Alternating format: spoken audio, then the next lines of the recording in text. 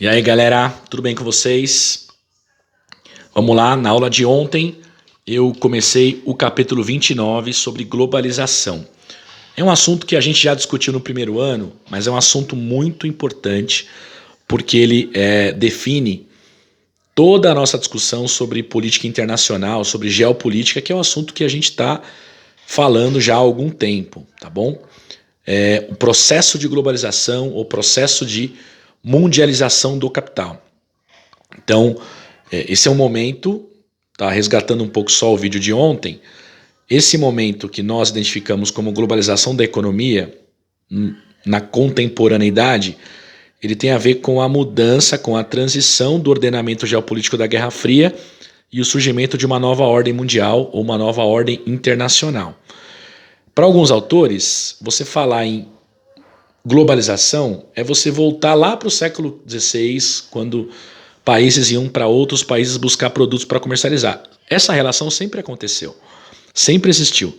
O que nos interessa nesse fenômeno, nesse processo contemporâneo, é justamente o que ele tem de mais intenso, mais abrangente, para além da esfera econômica, que esse é um ponto importante para entender globalização. Então a globalização é um processo multifacetado, essa palavra é importante, multifacetado, porque ele tem várias faces. Então ele vai ter uma face que é econômica, ele vai ter uma face que é cultural, vai ter uma face que é informacional, vai ter uma face que é política. Então a gente tem várias faces, várias dimensões da globalização e vários níveis de interferência. Este fenômeno, esta característica da globalização que a gente está vivendo hoje, que diferencia as relações econômicas que nós tivemos ao longo do tempo, ao longo da história. Por mais que, por exemplo, países ricos investissem em países pobres já nos anos 60, anos 70 do século XX, com a presença, por exemplo, de indústrias transnacionais, mas o nível de influência e interferência dos países de um país sobre outro, ou de países sobre, mais influentes e ricos, sobretudo sobre países mais pobres, ele vai se dar numa outra dimensão a partir do final do século XX, certo? Então, a transição é o final do século XX, sobretudo nos anos 90, quando nós temos esse fim da Guerra Fria, queda do Muro de Berlim e esse novo contexto. Então, considerando a globalização como um processo multifacetado, que não está apenas na dinâmica econômica, ele vai abranger também a dinâmica cultural, a gente precisa abordar algumas questões importantes sobre esse fenômeno, sobre esse processo. O primeiro que eu quero chamar a atenção, ele se remete a um aspecto que eu coloquei no vídeo de ontem, que é o aspecto da tecnologia da informação e comunicação. A globalização da economia, a globalização que nós estamos vivendo agora, e aí eu até chamei na aula de ontem de globalização da economia, mas isso envolve não apenas a dimensão econômica, como eu acabei de colocar, mas também a dimensão cultural, política e tudo mais. Então, o processo de globalização que nós estamos analisando, ele acaba por se tornar ainda mais abrangente, considerando todas as inovações que nós produzimos em torno da comunicação. Então, qual foi a grande inovação que vai marcar uma nova era na comunicação? A internet. A própria palavra internet, certo? Que é uma palavra que não está na língua portuguesa. Então, a palavra internet significa rede mundial de computadores. Então, olha aí a expressão, rede mundial de computadores. O endereço que a gente coloca na internet, então a ideia de você buscar localizar coisas, ele tem www. Então, o que é o W? World Wide Web. Então, percebam como a coisa vai se mundializando, inclusive no vocabulário, vai se internacionalizando. E qual foi a grande influência da internet nas relações? A dinâmica, a velocidade da informação. A globalização ela é demarcada claramente pelos acontecimentos em tempo real. Em tempo real. O que está acontecendo imediatamente nos Estados Unidos, então vamos pegar um exemplo agora, certo? Então semana passada nós tivemos um caso de abuso policial, mais uma série de casos, uma coisa histórica nos Estados Unidos, em que um negro foi assassinado pela polícia ao vivo. Né? Isso foi gravado, é uma outra característica desse momento da globalização, tudo foi gravado. Ele foi assassinado numa abordagem policial. Isso rapidamente se torna uma grande comoção nacional para os estadunidenses, e isso vira uma manifestação de caráter mundial. Então, um evento nos Estados Unidos, em Minneapolis, ele se torna um debate internacional sobre a questão racial, sobre o racismo. Então, olha só, qual foi o advento, de que forma isso se torna de fato um debate mundial agora, nesse momento? Através da internet. E aí nós temos um aprimoramento, vamos resgatar um pouco o que era a internet nos anos 90 e o que é a internet agora, em 2020. Então a internet agora, ela é um meio de comunicação em tempo real, imediato.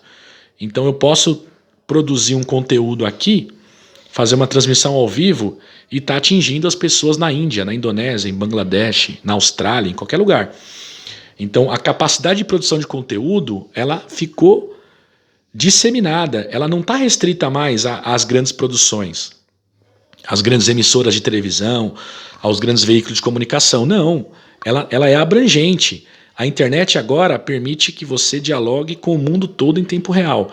Ou seja, qual é a narrativa, né? Qual é a versão dos fatos? Depende. E esse é um ponto importante para refletir. Depende de quem conta a história. Por quê? Você tem várias narrativas sendo contadas ao mesmo tempo.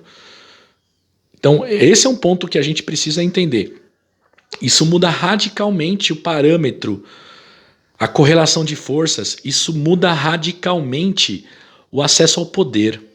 O poder passa a ser diretamente relacionado à capacidade de comunicação, a quem se comunica melhor e quem usa melhor os meios de comunicação dominantes. Considerando agora o contexto atual do século XXI, o meio de comunicação dominante são as redes sociais. As redes sociais se tornaram o principal componente do debate público. Então a gente está diante de uma situação em que, por exemplo, Donald Trump e Jair Bolsonaro são basicamente presidentes digitais. Eles não dialogam com a imprensa tradicional, chamada grande imprensa, com grandes emissoras ou grandes jornais. Eles dialogam pelo Twitter. Eles dialogam via transmissão ao vivo na rede social. Então nós temos um novo contexto. Por mais que haja uma narrativa, certo? A narrativa é essa história contada. Por mais que haja uma narrativa feita pela grande imprensa, você tem um poder constituído que se ocupa de construir uma nova narrativa. E essa nova narrativa tem adesão. Ela tem seguidores. Não estamos aqui para julgar quem está certo e quem está errado. Mas não existe mais uma versão única dos fatos. Isso é um ponto. Uma única verdade. A globalização, através da internet, proporciona essa visão também multifacetada dessa realidade. Qual é a realidade? Você pode facilmente contar uma história via TV, grande imprensa, jornal, e outra história via internet. E essa história via internet ganhar mais projeção que a sua audiência pela TV, por exemplo. Então, você perde o controle da informação, perde o controle da influência exercida em cada ponto do planeta. Então, vocês que nasceram em meio a uma internet já disseminada, talvez não tenham a dimensão da transição. Mas eu que participei, e eu sou de uma geração que viveu a internet na adolescência, então a internet na adolescência já era algo fantástico, certo? Eu podia acessar conteúdos da minha casa numa internet lenta, numa internet discada. A partir dessa possibilidade, eu fui presenciando nos últimos 20, 25 anos, pelo menos, uma evolução da internet em relação à velocidade e à capacidade de produzir conteúdo. Então, para nós, lá atrás, existia uma forma de comunicação chamada ICQ, que era um programa de computador usado, não existia smartphone, usado no computador para você se comunicar. Então, você tinha um endereço e dialogava com pessoas do mundo todo. Isso já era fantástico. Com o passar do tempo, a Microsoft apresenta uma nova plataforma que vira que se dissemina rapidamente, chamada MSN, certo? MSN era um outro programinha parecido com o ICQ, mas estava ligado ao seu Hotmail, que é o e-mail da Microsoft, e esse MSN também permite conversas em tempo real, já permite envio de fotos, certo? Então, permite um diálogo feito via computador, em tempo real. Isso já era fantástico. Agora, nós estamos já diante de uma nova configuração, que é, por exemplo, a conversa de vídeo. A gente consegue falar através de vídeo, produzir conteúdo e fazer transmissão ao vivo. Então, percebam a dimensão, e tudo isso está dentro da lógica da globalização.